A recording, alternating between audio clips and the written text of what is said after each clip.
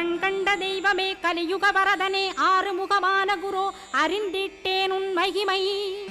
இக்கணமே வருவாய் என் ஸ்கந்த குருவே நீ என்னை காத்திடவே எனக்கு நீ அருளிடவே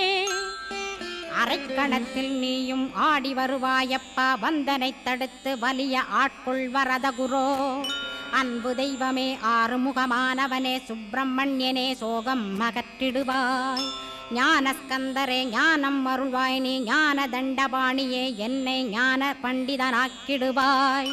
அகந்தையலாம் அழித்து அன்பினை ஊட்டிடுவாய் அன்புமயமாக்கி ஆள்கொள்ளுவையப்பா